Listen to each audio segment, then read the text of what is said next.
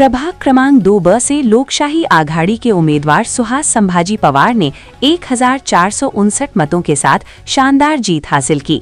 विजय के बाद अपनी प्रतिक्रिया में सुहास संभाजी पवार ने कहा, ये जीत मेरी व्यक्तिगत नहीं बल्कि प्रभाग क्रमांक 2 की जनता, पार्टी के सभी वरिष्ठ नेताओं, कार्यकर्ताओं और समर्थकों की सामूहिक मेहनत का परिणाम है।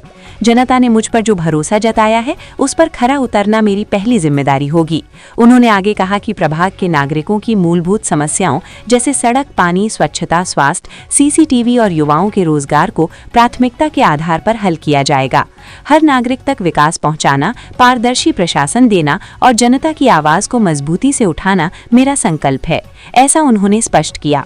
अंत में पवार ने सभी मतदाताओं, कार्यकर्ताओं और शुभचिंतकों का हृदय से आभार व्यक्त करते हुए कहा कि ये जनादेश सेवा, विकास और विश्वास का प्रतीक है। ब्यूरो चीफ विद्या मोरे की खास रिपोर्ट। काल झालेल्या निवडणुकीच्या निकालामध्ये प्रभाग क्रमांक 2 मधून नागरिकांनी मला भरघोस मतांनी निवडून दिल्याबद्दल मी सर्व नागरिकांचे प्रथम आभार व्यक्त करतो। माननीय माजी आमदार बाळासाहेब पाटील यांच्या मार्गदर्शनाखाली लोकशाही आघाडीला भरपूर यश मिळालं, त्याबद्दल बाळासाहेब पाटलांचे सुद्धा अभिनंदन व्यक्त करतो।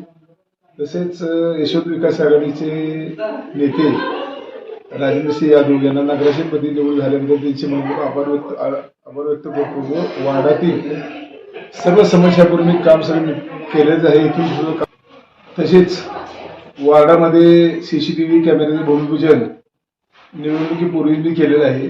ते काम पहिल्यांदा प्राधान्याने घेणार आहे, त्यानंतर हैमाचे काम घेणार आहे आणि बंदिस्त गटर हे सुद्धा काम मी घेणार आहे। बाकी सर्व कामं जवळ संपली आहेत। इथून पुढे काय काम असले मी प्राधान्य अशी आशा व्यक्त करतो आणि थांबतो। नमस्कार।